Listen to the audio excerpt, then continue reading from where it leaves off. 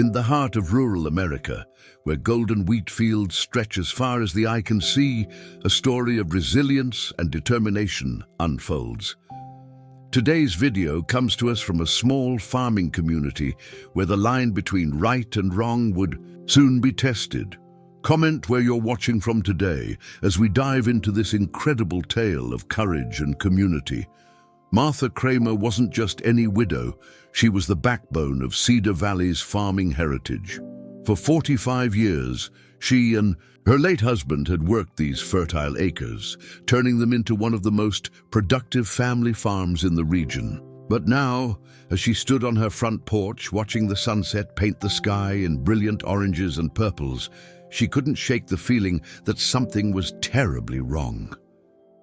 The trouble began when Kevin Armstrong and his development company, Sunrise Holdings, started buying up neighboring properties.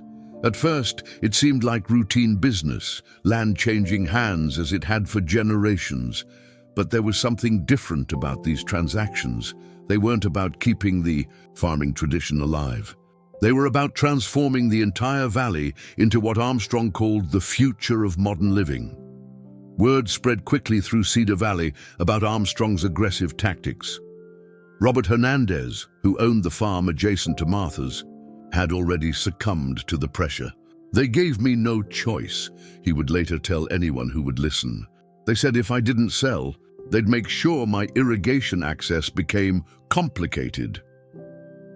One by one, family farms were being swallowed up by Sunrise Holdings. But Martha Kramer wasn't going to be intimidated. Her property sat at the heart of Armstrong's planned development, and without it, his grand vision of luxury homes and golf courses would remain just that, a vision. The developers had underestimated the strength of a woman who had weathered drought, flood, and personal loss, yet still managed to make her loan payments on time every month for 4 decades. The situation took an unexpected turn when Vance, passing through the area, heard about Martha's plight. The author-turned-politician had grown up understanding the value of family farms and the importance of standing up to corporate bullying. What caught his attention wasn't just the David versus Goliath nature of the conflict, but the suspicious pattern of how Sunrise Holdings operated. As Vance began asking questions, he discovered that Douglas Holland, the county commissioner, had been quietly approving zoning changes that favored Armstrong's development plans. The same Holland who had recently purchased a vacation home no one could figure out how he afforded on a public servant's salary. The tension escalated when Armstrong decided to take a more direct approach. He arrived at Martha's farm one morning, in his luxury SUV, accompanied by what he called his legal team. Michelle Rivera, his head lawyer, carried a stack of documents that she claimed would make everyone's life easier. "Mrs. Kramer," Armstrong said, his voice dripping with false sympathy, "you have to understand that progress is inevitable. We're prepared to offer you 3 times the market value for your property. Think about it. You could retire comfortably, maybe move closer to your grandchildren." Martha's response was simple but powerful. "This land isn't just dirt and crops to me, Mr. Armstrong. It's my husband's legacy, my children's heritage, and my community's future. You can't put a price tag on that." The situation might have ended there, but Armstrong wasn't used to being refused. Within weeks, Martha noticed strange things happening. Her irrigation system mysteriously malfunctioned. Supply deliveries were delayed or cancelled without explanation. Equipment she'd ordered through local vendors suddenly became unavailable. That's when Vance decided to take action. He reached out to his network and discovered that Sunrise Holdings had a history of similar tactics in other farming communities. Working with local journalist Diane Fields, they began piecing together a pattern of corruption that stretched from the county courthouse to the state capitol. But what truly changed the game was Vance's practical approach to the problem. Instead of just fighting the developers in court, he proposed a community-based solution. He brought in agricultural experts who showed how Martha's farm could be modernized while maintaining its traditional character. He connected her with Angela Stafford, a brilliant agricultural economist who demonstrated how small farms could compete effectively in the modern market. The local community rallied around Martha. William Baker, whose family had run the local hardware store for 3 generations, started extending credit to help her weather the artificial supply shortages. Dr. Paul Miller, the town's veterinarian, organized a volunteer network to help with farm maintenance and security. As public attention grew, Armstrong's tactics began to backfire. Lisa Copeland, a state investigator, started looking into the suspicious pattern of zoning changes. The story caught the attention of regional media, and suddenly Cedar Valley became a symbol of the fight to preserve America's farming heritage. J.D. Vance's involvement brought national attention to the issue. His proposal wasn't just about saving one farm. It was about creating a sustainable model for family farming in the modern era. The Bulldozer plan he mentioned wasn't about destruction. It was about strategic modernization that would make Martha's farm more efficient while preserving its essential character. The tide began to turn when evidence emerged of Armstrong's illegal tactics. Janet Taylor, a former employee of Sunrise Holdings, came forward with documents showing how the company had deliberately manipulated local regulations and pressured officials. The investigation expanded, and suddenly Armstrong found himself fighting battles on multiple fronts. As word spread, support poured in from unexpected quarters. Karen Garcia, a successful tech entrepreneur with rural roots, offered to invest in modernizing Martha's irrigation systems. Nicholas Forbes, an agricultural innovation expert, provided consulting services to help optimize the farm's operations. The story resonated because it wasn't just about one widow's farm. It was about the soul of rural America. It was about whether community values could stand up to corporate greed, whether tradition could find a place in the modern world without being destroyed by it. J.D. Vance's Bulldozer plan became a symbol of smart, sustainable development. Instead of tearing down the old to make way for the new, it showed how traditional farming could be enhanced by modern technology and techniques. The plan included solar-powered irrigation systems, drone-assisted crop monitoring, and sustainable farming practices that would make Martha's farm more productive than ever. This was more than a story about saving a farm. It was about preserving a way of life while embracing the future. It was about showing that progress doesn't have to come at the cost of destroying everything that came before. As Martha stood on her porch once again, watching the sunset over her fields, she knew that the fight wasn't over, but she wasn't alone anymore. The community had learned a powerful lesson. When people stand together, even the most powerful corporations can be forced to back down. The battle for Martha Kramer's farm had become a rallying cry for rural communities across the country facing similar pressures.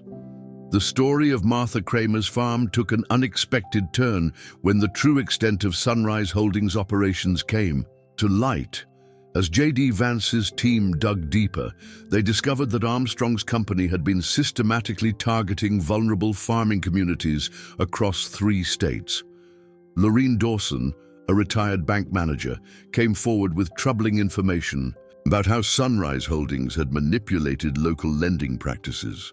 The company had been pressuring small banks to tighten credit terms for farmers, creating artificial financial distress that made selling their land seem like the only option.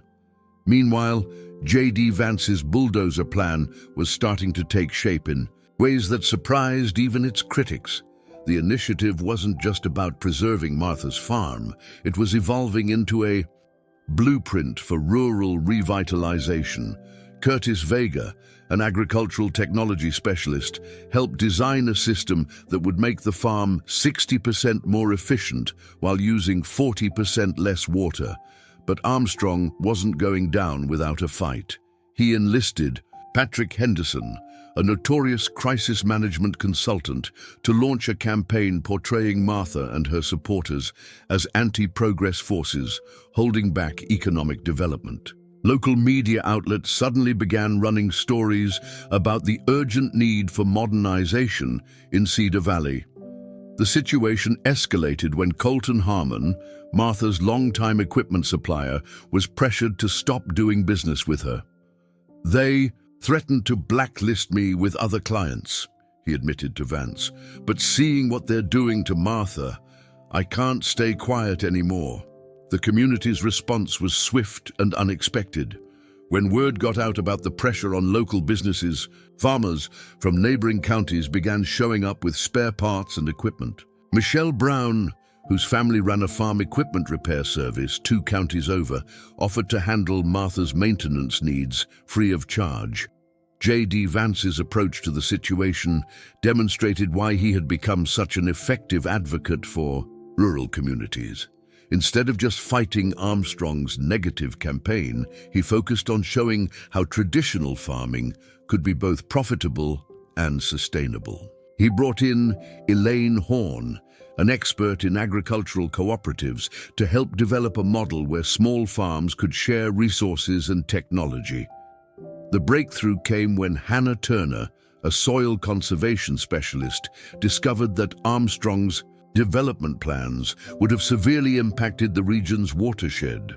Her report showed how the proposed luxury housing development would have disrupted natural drainage patterns, potentially causing flooding in downstream communities. This revelation caught the attention of Michael Berger, the state's Environmental Protection Director.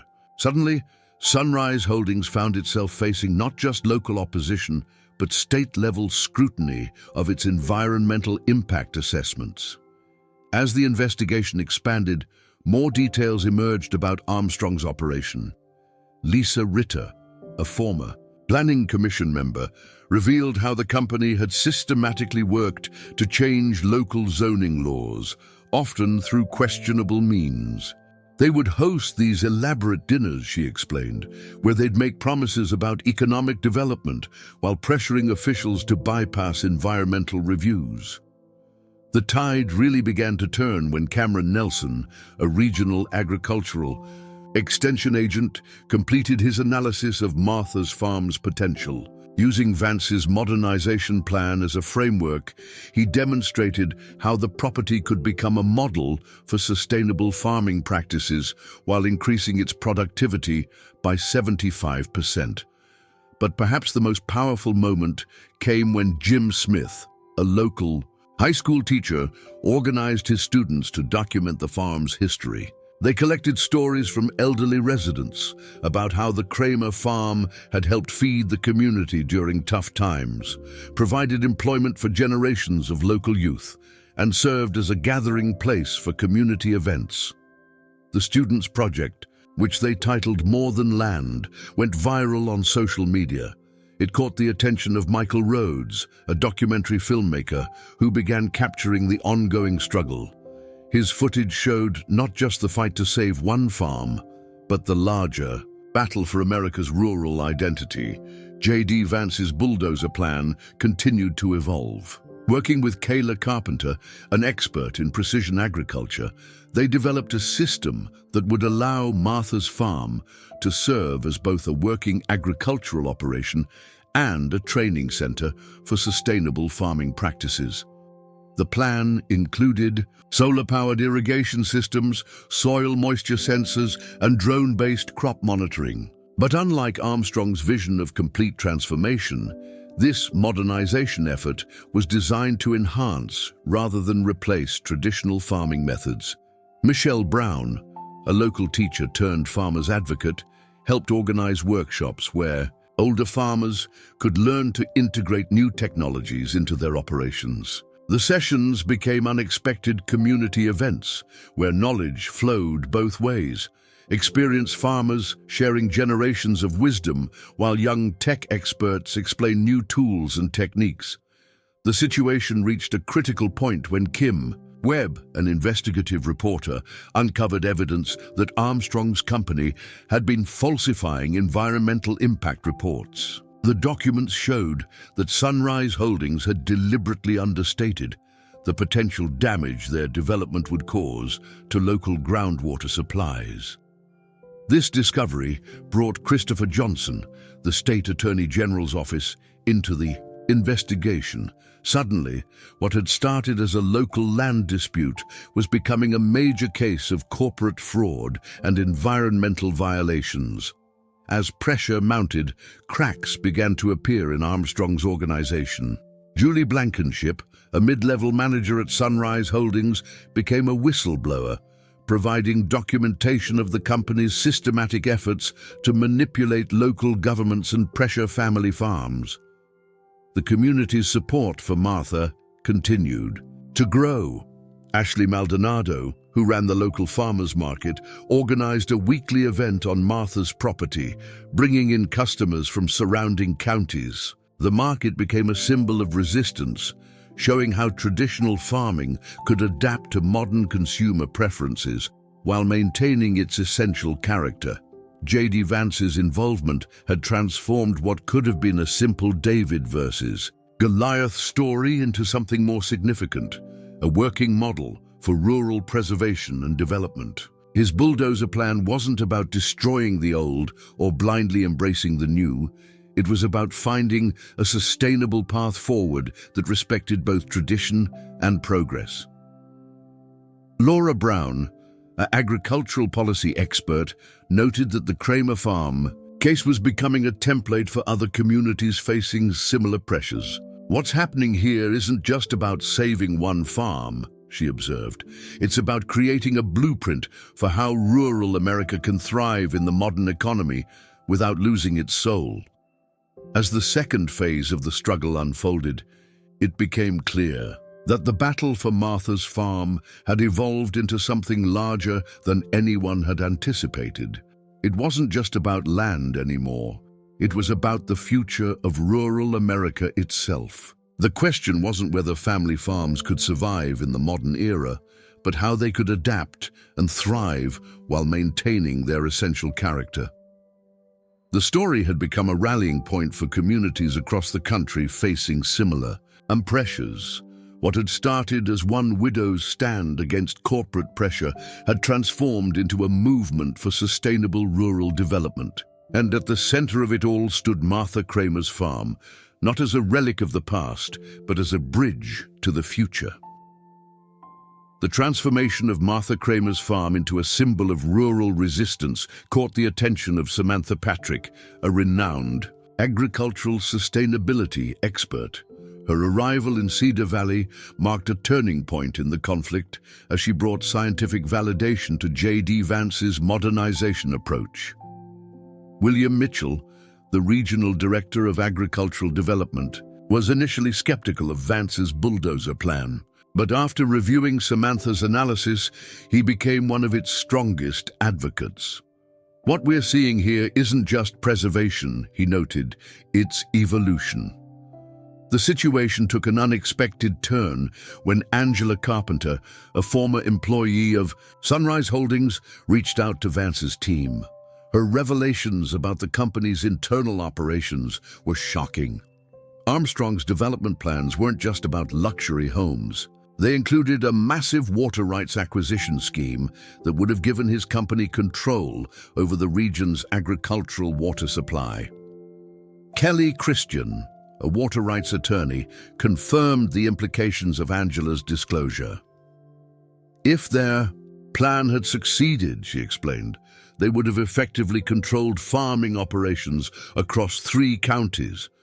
Every farmer would have been at their mercy. The community's response to these revelations was swift. Billy Massey, whose family had farmed in the valley for 5 generations, organized a coalition of local farmers to protect their water rights. Jennifer DeLeon, an expert in agricultural law, helped them navigate the complex legal landscape of water rights protection. Meanwhile, J.D. Vance's bulldozer plan was proving its worth. James Lopez, an agricultural efficiency expert, documented how the initial implementations had already increased Martha's farm productivity by 30% while reducing water usage. The farm was becoming a living laboratory for sustainable agriculture. Chloe Adkins, a soil conservation specialist, discovered that Martha's traditional farming methods, when combined with modern technology, created optimal conditions for soil health. This finding challenged Armstrong's claims that traditional farming was inherently inefficient. The tide began to turn decisively when Bobby Jones, a state investigator, uncovered evidence of corruption in the County Planning Commission. Several officials had received substantial consulting fees from shell companies linked to Sunrise Holdings. Gillian Johnson, a cybersecurity expert working with Vance's team, traced a complex web of financial transactions that revealed the true scope of Armstrong's operation. The development company was just one part of a larger scheme to monopolize agricultural resources across the region. Rebecca King, who headed the state's Agricultural Preservation Board, initiated a formal review of all recent land transactions involving Sunrise Holdings. The investigation revealed a pattern of predatory practices targeting vulnerable farming communities. Christopher Miller, a sustainable agriculture advocate, helped document how Martha's farm, under Vance's modernization plan, was actually outperforming larger corporate operations in terms of resource efficiency and crop yield per acre. The situation reached a critical point when Christopher Turner, a climate resilience specialist, demonstrated how Martha's modernized farming methods were significantly more adaptable to changing weather patterns than the industrial-scale operations Armstrong had been promoting. Meredith Harris, leading a team of agricultural economists, produced a comprehensive report showing how the Bulldozer plan could be replicated across other family farms, creating a network of efficient, sustainable agricultural operations.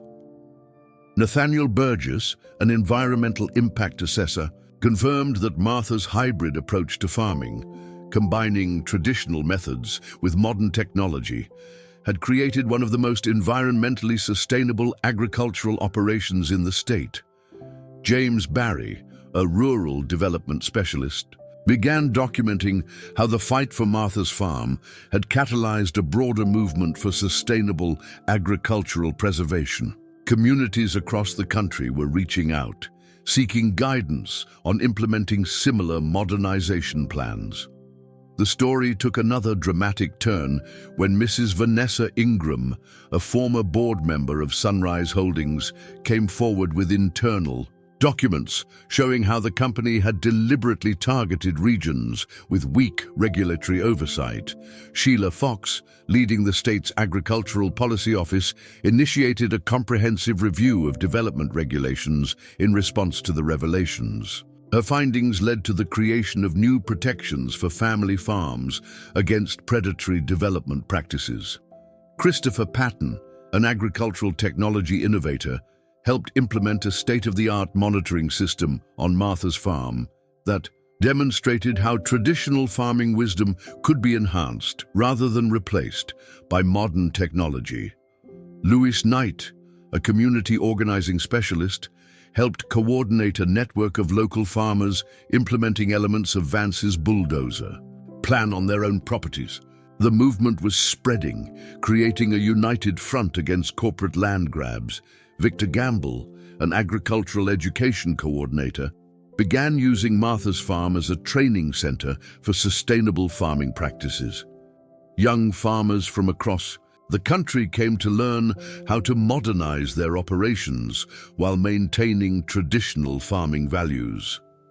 Jeffrey Richards, documenting the transformation for a national farming publication, noted how the battle had evolved from saving one farm to creating a new model for rural agricultural development.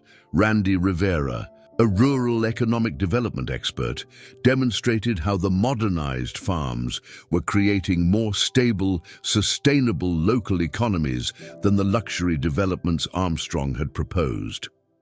Sarah Harrison, specializing in agricultural community building, helped establish a network of mutual support among local farmers, implementing similar modernization plans. The community was becoming stronger and more resilient through cooperation rather than competition. The impact of the movement was becoming clear.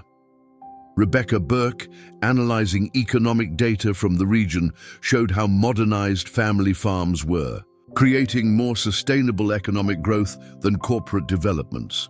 Thomas Stafford, a rural policy analyst, began documenting how the Cedar Valley model could be applied to other farming communities facing similar pressures. The Bulldozer plan was evolving into a national template for rural preservation and development.